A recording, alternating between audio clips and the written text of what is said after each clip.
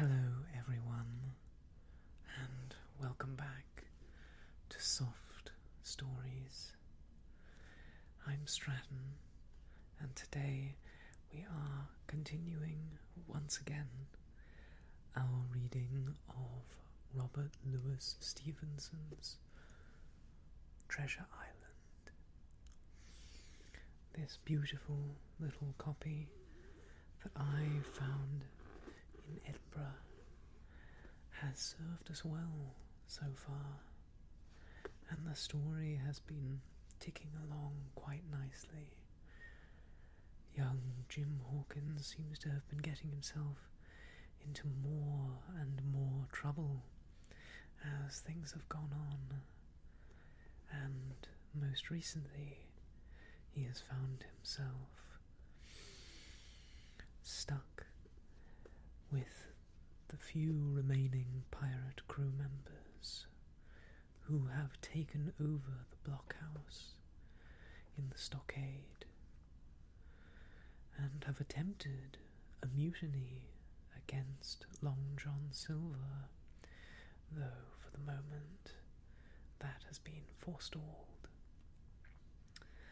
We are very close to the end of the book now. I think we'll probably end this series in our next episode. So I'm looking forward to sharing with you what comes next for Soft Stories. But we've still got a bit to go and a resolution to get to in this story before we move on to the next.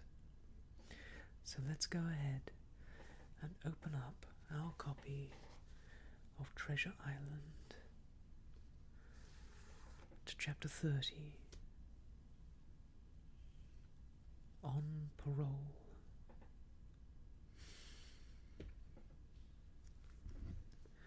I was wakened. Indeed, we were all wakened, for I could see even the sentinel shake himself together from where he had fallen against the doorpost, by a clear, hearty voice hailing us from the margin of the wood. "Blockhouse ahoy!" it cried. "Here's the doctor." And the doctor it was. Although I was glad to hear the sound, yet my gladness was not without admixture.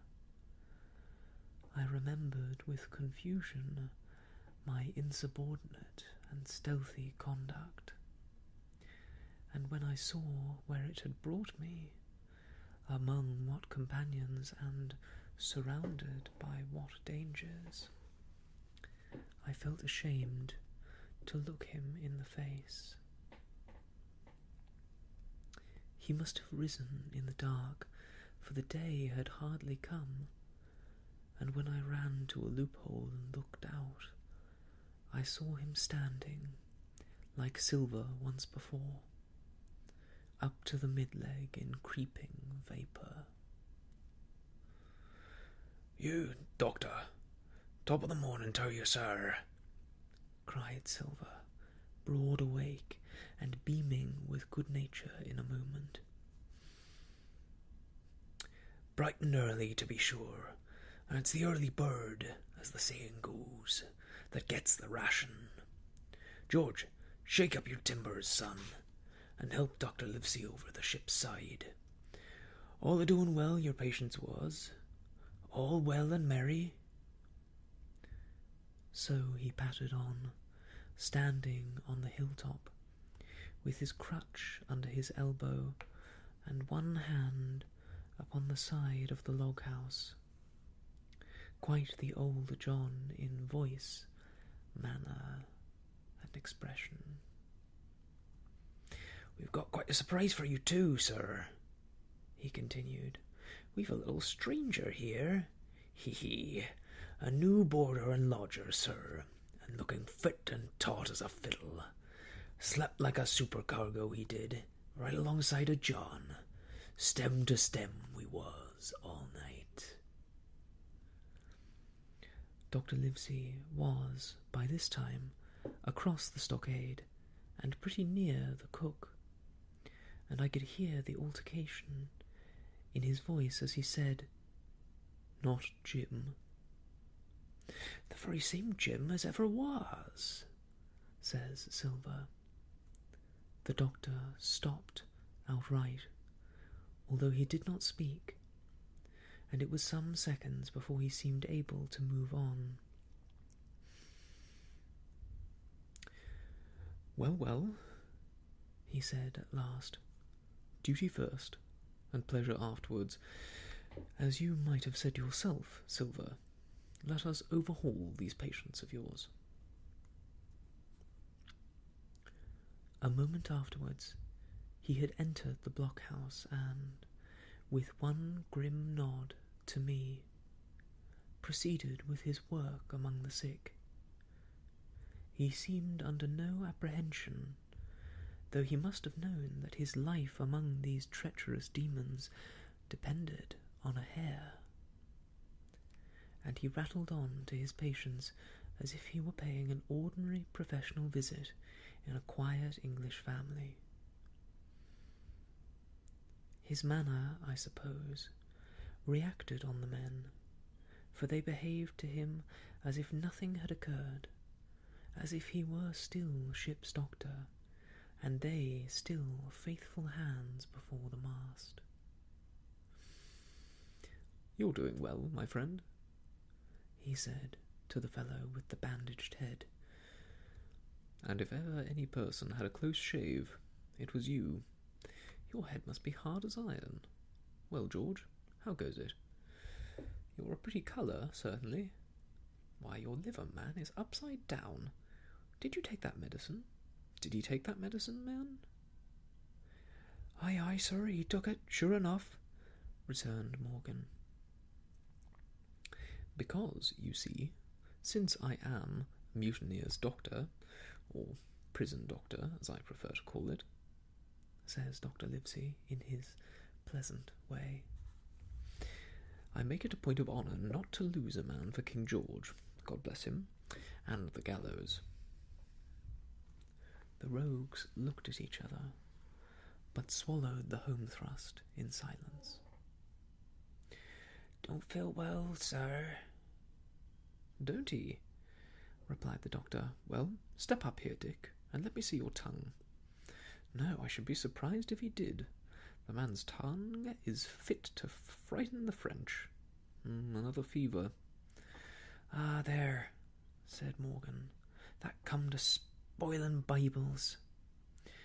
"That comed, as you call it, of being arrant asses," retorted the doctor, "and not having sense enough to know honest air from poison, and the dry land from a vile pestiferous slough.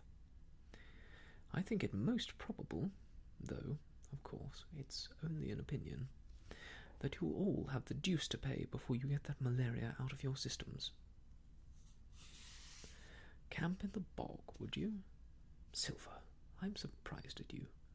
You're less of a fool than many. Take you all round, but you don't appear to me to have the rudiments of a notion of the rules of health." "Well," he added, after he had dosed them round, and they had taken his prescriptions with really laughable humility, more like charity school children than blood-guilty mutineers and pirates. "Well, that's done for today. And now I should wish to have a talk with that boy, please." And he nodded his head in my direction carelessly. George Merry was at the door, spitting and spluttering over some bad-tasted medicine, but at the first word of the doctor's proposal he swung round with a deep flush and cried "No!" and swore. Silver struck the barrel with his open hand. "Silence!" he roared, and looked about him positively like a lion.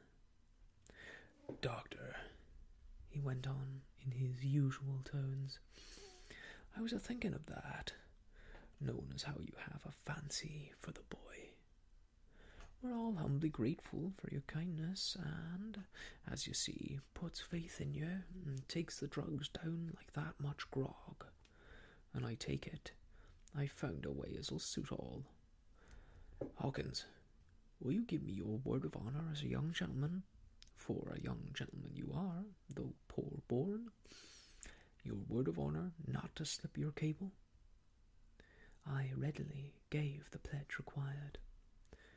Then, Doctor, said Silver, you just step outside that stockade, and once you're there, I'll bring the boy down on the inside, and I reckon you can yarn through the spars.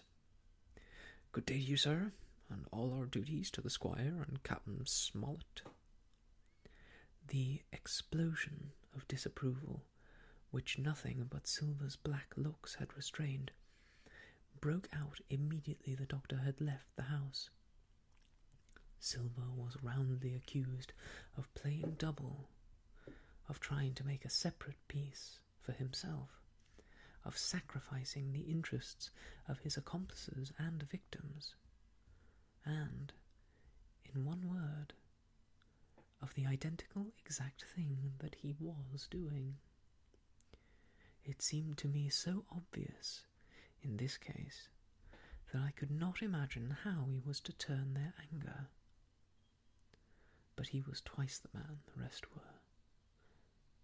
and his last night's victory had given him a huge preponderance on their minds. He called them all fools and dolts, you can imagine, said it was necessary I should talk to the doctor, fluttered the chart in their faces, asked them if they could afford to break the treaty the very day they were bound a treasure hunting. No, by thunder, he cried. It's us must break the treaty when the time comes. Until then I'll gammon that doctor, if I have to oil his boots with brandy. And then he bade them get the fire lit, and stalked out upon his crutch, with his hand on my shoulder, leaving them in a disarray, and silenced by his volubility rather than convinced. Slow, lad, slow, he said. They might round upon us in a twinkle of an eye if we was seen to hurry. Very deliberately, then, did we advance across the sand to where the doctor awaited us on the other side of the stockade, and as soon as we were within easy speaking distance, Silver stopped. You'll make a note of this here also, Doctor, says he, and the boy'll tell you how I saved his life, and we're disposed for it too. And you may lay to that. Doctor, when a man's steering as near the wind as me, playing chuck farthing with the last breath of his body, like, you wouldn't think it too much, mayhap, to give him one good word. You'll please bear in mind it's not my life only now. It's that boy's into the bargain. You'll speak me fair, Doctor, and give me a bit of hope to go on, for the sake of mercy. Silver was a changed man, once he was out there and had his back to his friends and the blockhouse. His cheeks seemed to have fallen in. His voice trembled. Never was a soul more dead in earnest. Why, John, you're not afraid? Asked Dr. Livesey. Doctor, I'm no coward. No, not I. Not so much. And he snapped his fingers. If I was, I wouldn't say it. But I'll own up fairly. I've the shakes upon me for the gallows. You're a good man, and true. I never seen a better man. And you'll not forget what I done good. Not any more than you'll forget the bad, I know. And I step aside, see here, and leave you and Jim alone. And you'll put that down for me too, for it's a long stretch as that.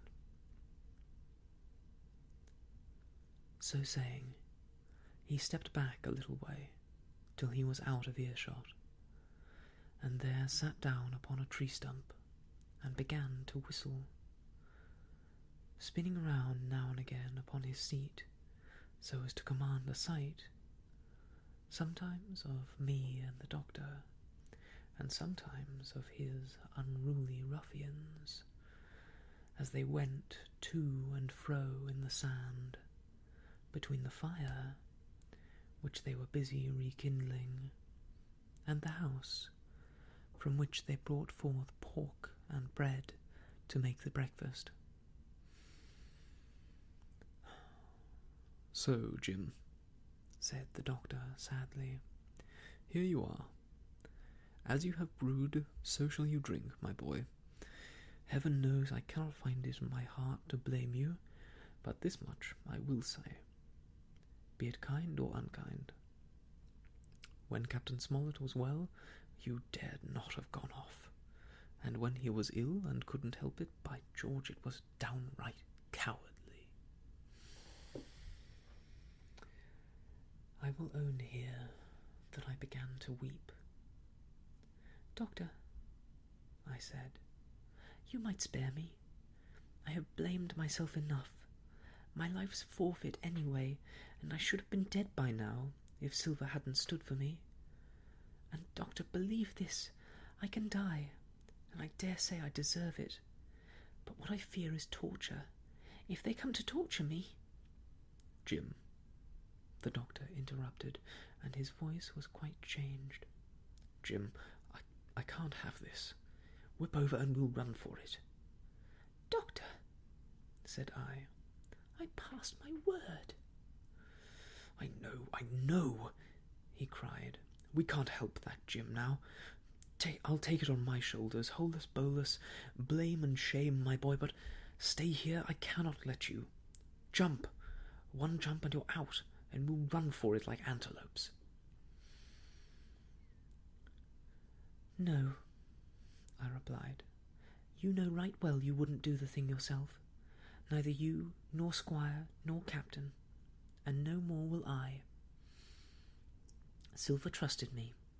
I passed my word, and back I go.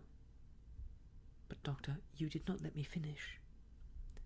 If they come to torture me, I might let slip a word of where the ship is, for I got the ship, part by luck and part by risking, and she lies in North Inlet on the southern beach, and just above high water.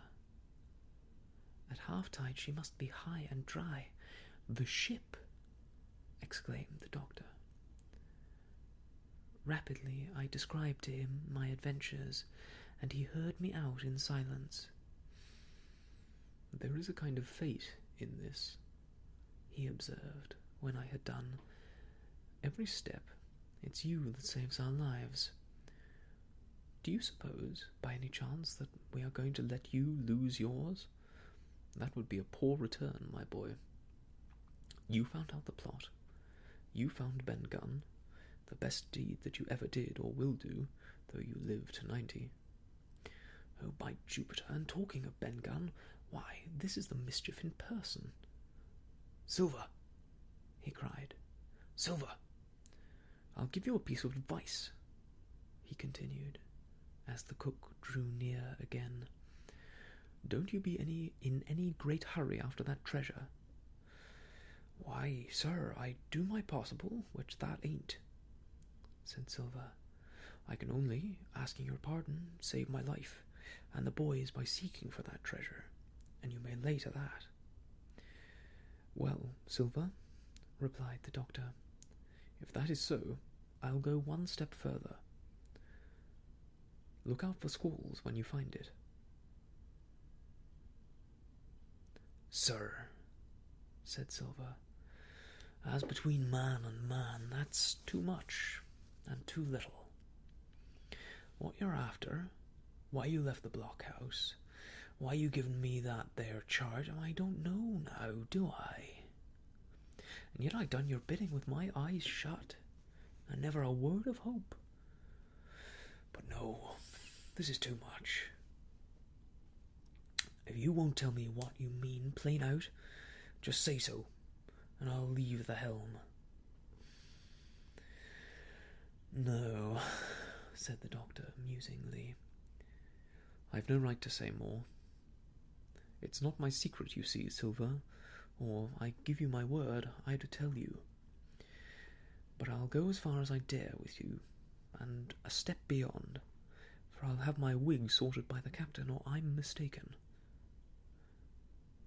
And first, I'll give you a bit of hope. Silver, if we both get alive out of this wolf trap, I'll do my best to save you, short of perjury." Silver's face was radiant. "You couldn't say more, I'm sure, sir, not if you was my mother," he cried. "Well, that's my first concession," added the doctor. "My second is a piece of advice. Keep the boy close beside you, and when you need help, halloo. I'm off to seek it for you, and that itself will show you if I speak at random. Goodbye, Jim." And Dr. Livesey shook hands with me through the stockade, nodded to Silver, and set off at a brisk pace into the wood.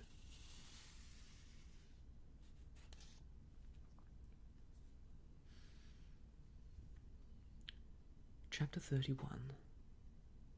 The Treasure Hunt. Flint's Pointer. "Jim," said Silver when we were all alone, "if I saved your life, you saved mine, and I'll not forget it. I seen the doctor waving you to run for it. With the tail of my eye I did. And I seen you say no, as plain as hearing. Jim, that's one to you. This is the first glint of hope I had since the attack failed, and I owe it to you. And now, Jim, we're to go in for this here treasure hunting, with sealed orders too, and I don't like it. And you and me must stick close, back to back like, and we'll save our necks in spite of fate and fortune." Just then, a man hailed us from the fire that breakfast was ready, and we were soon seated here and there about the sand, over biscuit and fried junk. They had lit a fire fit to roast an ox, and it was now grown so hot that they could only approach it from the windward, and even there not without precaution. In the same wasteful spirit they had cooked, I suppose, 3 times more than we could eat, and one of them, with an empty laugh, threw what was left into the fire, which blazed and roared again over this unusual fuel. I never in my life saw men so careless of the morrow. Hand to mouth is the only way of describing their way of doing. And what with wasted food and sleeping sentries, though they were bold enough for a brush and be done with it, I could see their entire unfitness for anything like a prolonged campaign. Even Silver, eating away, with Captain Flint upon his shoulder, had not a word of blame for their recklessness. And this the more surprised me, for I thought he had never shown himself so cunning as he did then. "Aye, mates," said he, "it's lucky you have barbecue to think for you with this here head. I got what I wanted, I did. Sure enough, they have the ship. Where they have it I don't know yet, but once we hit the treasure, we'll have to jump about and find out. Then, mates, us that has the boats, I reckon, has the upper hand." Thus he kept running on with his mouth full of hot bacon. Thus he restored their hope and confidence, and, I more than suspect, repaired his own at the same time. "As for the hostage," he continued, That's his last talk, I guess, with them he loves so dear. I've got my piece of news, and thank ye to him for that, but it's over and done. I'll take him on a line when we go treasure hunting, for we'll keep him like so much gold, in case of accidents, you mark, and in the meantime. Once we got the ship and treasure both, and off to sea like jolly companions, why then, we'll talk Mr. Hawkins over, we will, and we'll give him his share, to be sure, for all his kindness. It was no wonder that the men were in a good humour now. For my part, I was horribly cast down. Should the scheme he had now sketched prove feasible, Silver, already doubly a traitor, would not hesitate to adopt it. He had, still, a foot in either camp, and there was no doubt he would prefer wealth and freedom with the pirates to a bare escape from hanging, which was the best he had to hope for on our side. Nay, and even if things so fell out that he was forced to keep his faith with Dr. Livesey, even then, what danger lay before us? What a moment that would be when the suspicions of his followers turned to certainty, and he and I should have to fight for dear life. He a cripple, and I a boy, against 5 strong and active seamen. Add to this double apprehension the mystery that still hung over the behaviour of my friends, their unexplained desertion of the stockade, their inexplicable cession of the chart, or, harder still to understand, the doctor's last warning to Silver. Look out for squalls when you find it. And you will readily believe how little taste I found in my breakfast, and with how uneasy a heart I set out behind my captors on the quest for treasure. We made a curious figure, had anyone been there to see us, all in soiled sailor clothes, and all but me armed to the teeth. Silver had 2 guns slung about him, one before and one behind, besides the great cutlass at his waist, and a pistol in each pocket of his square-tailed coat. To complete his strange appearance, Captain Flint sat perched upon his shoulder, and gabbling odds and ends of purposeless sea-talk. I had a line about my waist, and followed obediently after the sea-cook, who held the loose end of the rope, now in his free hand, now between his powerful teeth. For all the world, I was led like a dancing bear. The other men were variously burthened, some carrying picks and shovels, for that had been the very first necessary they brought ashore from the Hispaniola. Others laden with pork, bread, and brandy for the midday meal. All the stores, I observed, came from our stock, and I could see the truth of Silver's words the night before. Had he not struck a bargain with the doctor, he and his mutineers, deserted by the ship, must have been driven to subsist on clear water and the proceeds of their hunting. Water would have been little to their taste. A sailor is not usually a good shot, and, besides all that, when they were so short of eatables, it was not likely that they would be flush with powder. Well, thus equipped, we all set out, even the fellow with the broken hand, who should certainly have kept in shadow, and straggled, one after another, to the beach, where the 2 gigs awaited us. Even these bore trace of the drunken folly of the pirates, one in a broken thwart, and both in their muddied and unbaled condition. Both were to be carried along with us for the sake of safety, and so, with our numbers divided between them, we set forth upon the bosom of the anchorage. As we pulled over, there was some discussion on the chart. The Red Cross was, of course, far too large to be a guide,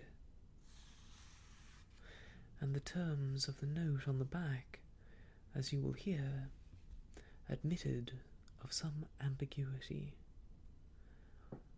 They ran, the reader may remember, thus: tall tree, spyglass shoulder, bearing at a point to the north of north-northeast. Skeleton Island east-southeast and by east. 10 feet. A tall tree was thus the principal mark. Now, right before us, the anchorage was bounded by a plateau from 200 to 300 feet high, adjoining on the north to the sloping southern shoulder of the spyglass, and rising again towards the south into the rough, cliffy eminence called the mizzenmast hill. The top of the plateau was dotted thickly with pine trees of varying height. Every here and there, one of a different species rose 40 or 50 feet clear above its neighbours, and which of these was the particular tall tree of Captain Flint could only be decided on the spot, and by the readings of the compass. Yet, although that was the case, every man on board the boats had picked a favourite of his own ere we were half-way over, Long John alone shrugging his shoulders and bidding them wait till they were there. We pulled easily by Silver's directions, not to weary the hands prematurely, and after quite a long passage, landed at the mouth of the second river, that which runs down a woody cleft of the spyglass. Thence, bending to our left, we began to ascend the slope towards the plateau. At the first outset, heavy mired ground and a matted, marish vegetation greatly delayed our progress, but by little and little the hill began to steepen and become stony underfoot, and the wood to change its character and to grow in a more open order. It was, indeed, a most pleasant portion of the island that we were now approaching. A heavy-scented broom and many flowering shrubs had almost taken the place of grass. Thickets of green nutmeg trees were dotted here and there with the red columns and the broad shadow of the pines, and the first mingled their spice with the aroma of the others.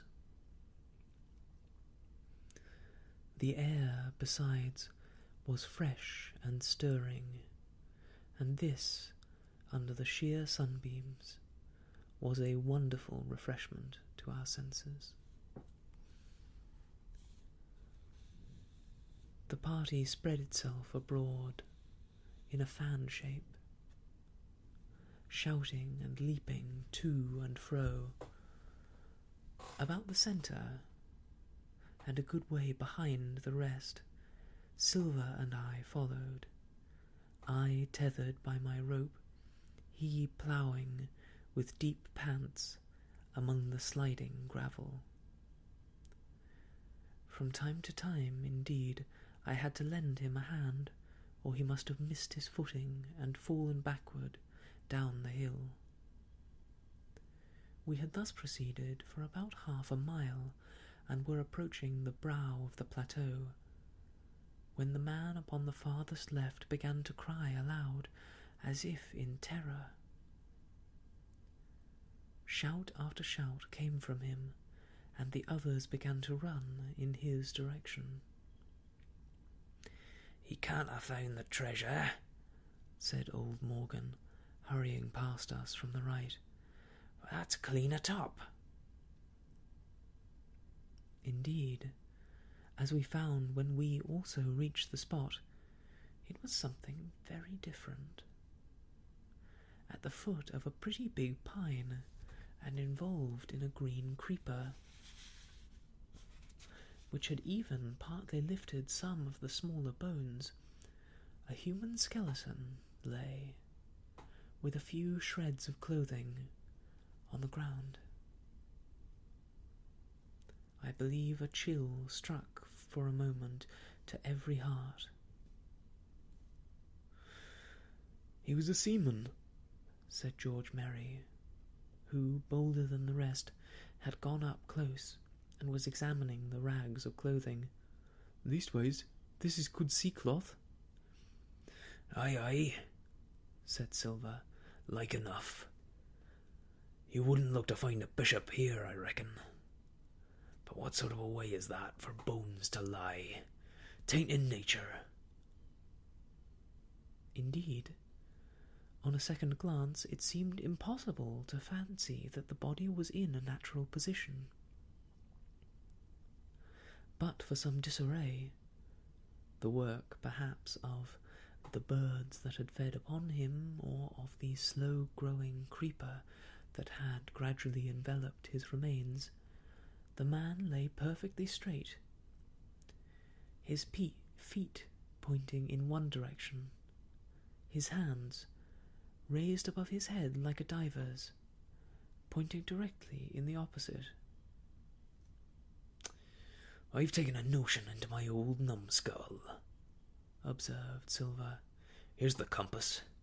Here's the tip point of the skeleton island, sticking out like a tooth.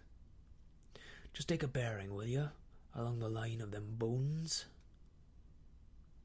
It was done. The body pointed straight in the direction of the island, and the compass read duly east-southeast by east. "I thought so," cried the cook. "This here is a pointer. Right up there is our line for the Pole Star and the Jolly Dollars. But by thunder, if it don't make me cold inside to think of Flint. This is one of his jokes, and make no mistake. Him and these 6 was here alone. He killed 'em, every man, and this one he hauled here and laid down by compass, shivering my timbers. They're long bones, and their hair's been yellow. Aye, that'll be Allardyce. You mind Allardyce, Tom Morgan?"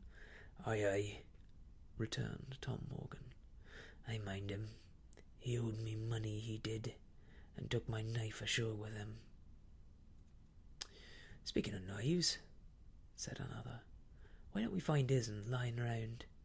Flint weren't the man to pick a seaman's pocket, and the birds, I guess, would leave it be." "By the powers, and that's true," cried Silver. "There ain't a thing left here," said Mary, still feeling round among the bones. "Not a copper doit or a baccy box. It don't look natural to me." "No, by gum, it don't," agreed Silver. "Not natural, nor not nice, says you. Great guns, messmates, but if Flint was living, this would be a hot spot for you and me. 6 they were, and 6 are we, and bones is what they are now." "I saw him dead with these here deadlights," said Morgan. "Billy took me in. There he laid with penny pieces on his eyes." "Dead, aye. Sure enough he's dead and gone below," said the fellow with the bandage. "But if Harry's spirit walked, It'll be Flint's. Dear heart, but he died bad, did Flint? Aye, that he did, observed another. Now he raged, and now he hollered for the rum, and now he sang. 15 men were his only song, mates, and I tell you, I never rightly liked to hear it since. It was main hot, and the windy was open, and I hear that old song coming out as clear, and the death hall of the man already. Come, come, said Silver, stow this talk. He's dead, and he don't walk, that I know.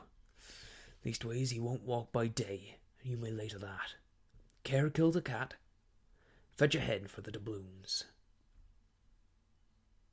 We started, certainly, but in spite of the hot sun and the staring daylight, the pirates no longer ran separate and shouting through the wood, but kept side by side and spoke with bated breath.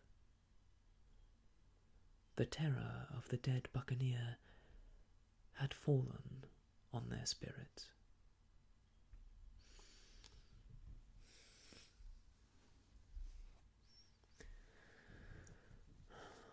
That is where we will end the story for today.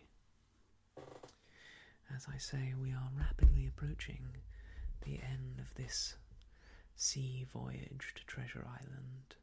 We're nearly there, mateys.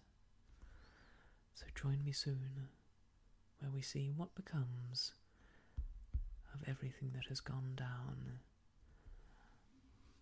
on Treasure Island and the voyage of the Hispaniola as it has made its way perilous to this place and looks set to leave with far fewer men than joined the crew in Bristol.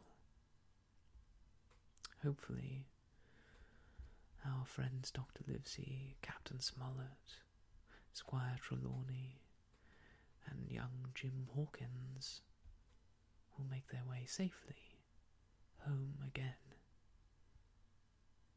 But I guess we'll have to find out next time on Soft Stories. Thank you all for joining me.